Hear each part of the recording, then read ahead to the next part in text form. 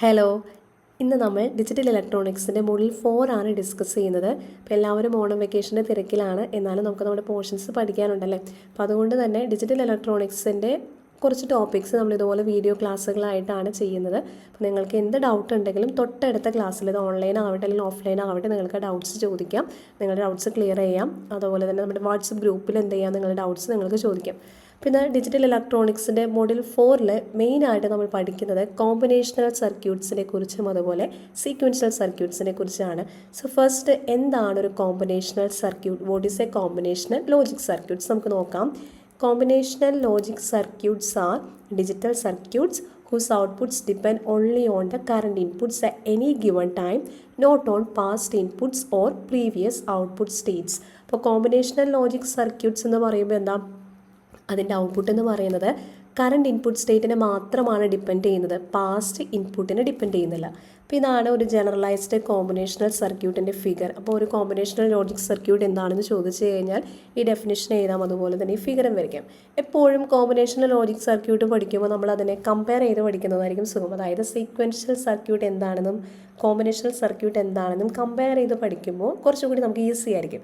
എടുത്തു കഴിഞ്ഞാൽ ഒരു ആഡർ എടുത്തു കഴിഞ്ഞാൽ 1 + 0 = 1. അതായത് ഇവിടെ 1 എന്ന് പറയുന്ന ഔട്ട്പുട്ട് നമുക്ക് കിട്ടിയത് എന്താ, ഈ 2 ഇൻപുട്ട്സ് ആഡ് ചെയ്തപ്പോഴാണ് ഈ ഔട്ട്പുട്ട് കിട്ടിയത്. അതിൻ്റെ പാസ്റ്റ് ഇൻപുട്ട് എന്താണെന്നോ അല്ലെങ്കിൽ പാസ്റ്റ് സ്റ്റേജിൽ എന്തായിരുന്നോ അവിടെ നോക്കുന്നില്ല. അപ്പോൾ ഇതുപോലെയാണ് ഒരു ആഡറിൻ്റെ കേസിൽ എന്ത് ചെയ്യുക, 2 നമ്പേഴ്സ് ആഡ് ചെയ്ത് നമുക്ക് ഔട്ട്പുട്ട് കിട്ടുന്നത്.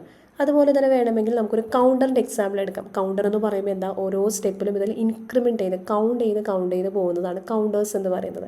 ഫോർ എക്സാമ്പിൾ കറണ്ട് സ്റ്റേറ്റ്, അതായത് ഇപ്പോൾ 5 ആണെങ്കിൽ തൊട്ടടുത്ത സ്റ്റേറ്റിൽ അത് എന്തായിട്ട് മാറും, 6 ആയിട്ട് മാറും. ഈ 6 എന്ന് പറയുന്നത് നമുക്ക് എങ്ങനെയാണ് കിട്ടിയത്, 5 + 1 = 6 ആണ് കിട്ടിയത്. അതായത് ഈ 6 എന്ന് പറയുന്ന ഔട്ട്പുട്ട് എന്ന് പറയുന്നത് അതിൻ്റെ പാസ്റ്റ് ഇൻപുട്ടിനെ ഡിപ്പെൻഡ് ചെയ്തിരിക്കുന്നു.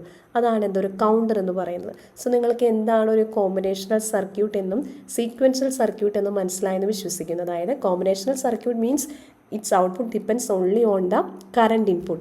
അതേസമയം sequential circuit means the output depends on the past ഇൻപുട്ടിനെ കൂടി ഡിപ്പെൻഡ് ചെയ്യുന്നതാണ് എന്ത്, സീക്വൻഷ്യൽ സർക്യൂട്ട്. ഇനി നമുക്ക് അതിൻ്റെ ഒരു കമ്പാരിസൺ ടേബിൾ നോക്കാം. Combinational circuit means output depends only on current input. Sequential, output depends on current inputs and past input. Then combinational സർക്യൂട്ടിൻ്റെ കേസിൽ no memory or feedback elements അല്ലേ. അതായത് ഇപ്പോൾ കൗണ്ടറിൻ്റെ കേസിലാണെങ്കിൽ പ്രീവിയസ് സ്റ്റേറ്റ് അവിടെ സേവ് ചെയ്ത് വെക്കണം. അപ്പോൾ അതുകൊണ്ട് അവിടെ മെമ്മറിയുടെ ആവശ്യമുണ്ട്. അപ്പോൾ അതിന് വേണ്ടിയാണ് നമ്മളവിടെ ഫ്ലിപ്പ് ഫ്ലോപ്സ് അല്ലെങ്കിൽ ലാച്ചസ് ഒക്കെ യൂസ് ചെയ്യുന്നത്. അതേസമയം കോമ്പിനേഷണൽ സർക്യൂട്ടിലോ മെമ്മറിയുടെയോ അല്ലെങ്കിൽ ഫീഡ്ബാക്ക് എലമെൻറ്റ്സിൻ്റെയോ ആവശ്യമില്ല. And here output is a pure function of the input. ഇൻപുട്ടിൻ്റെ മാത്രം ഒരു ഫങ്ഷനാണ് കോമ്പിനേഷണൽ സർക്യൂട്ട്സിലെ ഔട്ട്പുട്ട് എന്ന് പറയുന്നത്. In the case of sequential circuit, output depends on input sequence and past states. ഇൻപുട്ടിനെ ഡിപ്പെൻഡ് ചെയ്യുന്നുണ്ട്, അതുപോലെ തന്നെ എൻ്റെ പാസ്റ്റ് സ്റ്റേറ്റിനും ഡിപ്പെൻഡ് ചെയ്യുന്നുണ്ട്. So in the case of combinational circuit, no clock required, output changes immediately with input എന്താണോ അതിനനുസരിച്ച് output change ചെയ്യുകയാണ്. അപ്പോൾ അതുകൊണ്ട് തന്നെ ടൈമിങ്ങിൻ്റെ ഒന്നും ആവശ്യമില്ല. അതേസമയം സീക്വൻഷ്യൽ സർക്യൂട്ടിൻ്റെ കേസിൽ ക്ലോക്ക് സിഗ്നൽസും ടൈമിംഗ് ഡയഗ്രാംസും അതുപോലെ സ്റ്റേറ്റ് ട്രാൻസിഷൻ എല്ലാം ഇമ്പോർട്ടൻ്റ് ആണ്. അതുപോലെ കോമ്പിനേഷണൽ സർക്യൂട്ട് എന്ന് പറയുന്ന ഒരു സിമ്പിൾ ഡിസൈനാണ്. യൂഷ്വലി കോമ്പിനേഷണൽ ലോജിക് യുഗേറ്റ്സ് ആണ് നമ്മൾ അതിന് വേണ്ടി യൂസ് ചെയ്യുന്നത്. അതേസമയം sequential circuits are more complex due to feedback and memory elements. ഇനി കോമ്പിനേഷണൽ സർക്യൂട്ടിൻ്റെ എക്സാമ്പിൾ ആണ് adders, multiplexers, encoders and decoders. അതാണ് counters, registers, shift registers, finite state machines etcetera. ഇനി കോമ്പിനേഷണൽ സർക്യൂട്ടിൻ്റെ യൂസേജ് എന്താ, it is used for arithmetic, logic and data routing functions. In the case of sequential circuit, it is used for designing memory units, control units and synchronous systems. Then combinational സർക്യൂട്ടിൻ്റെ state എന്ന് പറയുന്നത് എന്താ, it's stateless ആണ് അല്ലേ.